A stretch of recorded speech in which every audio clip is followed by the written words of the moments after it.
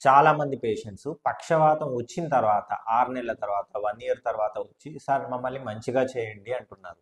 ప్రాక్టికల్‌గా ఇది 100% కరెక్ట్ కాదు, సాధ్యం కాదు. ఎందుకు అంటే మీకు చాలా సార్లు చాలా వీడియోలో నేను చెప్పాను. బ్రెయిన్‌లో ఉండే రక్తనాళాల ద్వారా రక్తం అందితేనే దాని ద్వారా వచ్చే గ్లూకోజ్‌ని, ఆక్సిజన్‌ని వాడుకొని మన బ్రెయిన్‌లో ఉండే న్యూరాన్‌లు హెల్తీగా ఉంటాయి. ఎప్పుడైతే ఆ రక్తనాళం బ్లాక్ అవ్వడమో, లేకపోతే ఆ రక్తనాళం పగిలిపోవడమో జరిగినప్పుడు మనకి పక్షవాతం వస్తుంది. అంటే అక్కడ బ్రెయిన్‌లో ఆ రక్తనాళం అందించాల్సిన రక్తం అందకపోవడం వల్ల అక్కడ ఉండే బ్రెయిన్ దెబ్బతిన్నది. ఎమర్జెన్సీగా మొదటి 4 గంటల్లో ఇంజెక్షన్ ఇచ్చినా, లేకపోతే ఆ రక్తనాళంలో గడ్డ తీసేసినా కూడా తిరిగి రక్త ప్రవాహం పునరుద్ధరింపబడి ఎంతో కొంత బెటర్ అయ్యే అవకాశం ఎమర్జెన్సీగా మాత్రమే ఉంటుంది. 6 నెలల తర్వాత, సంవత్సరం తర్వాత మంచిగా అయ్యే ఛాన్సెస్ తక్కువ.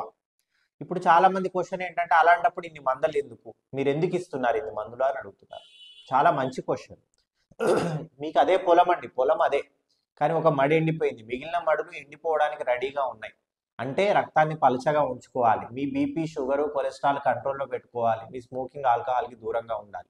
అప్పుడే పక్కనున్న బ్రెయిన్ న్యూరోప్లాస్టిసిటీ అనే ధర్మం ఉంటుంది బ్రెయిన్కి. దాని ద్వారా పక్కనున్న బ్రెయిన్ ఆ పని చేయడానికి ట్రై చేస్తుంది ఏదైతే భాగం డ్యామేజ్ అయిందో. కాబట్టి మీరు బయట నుంచి స్టిమ్యులేషన్ చేసి ఫిజియోథెరపీ చేస్తే కొంత బెటర్మెంట్ రావచ్చు. కానీ పెద్ద పార్ట్ బ్రెయిన్లో దెబ్బతిన్నది, ఒక హాఫ్ ఆఫ్ ద బ్రెయిన్ పోయింది, అప్పుడు మీరు ఎంత చేసినా రాదు.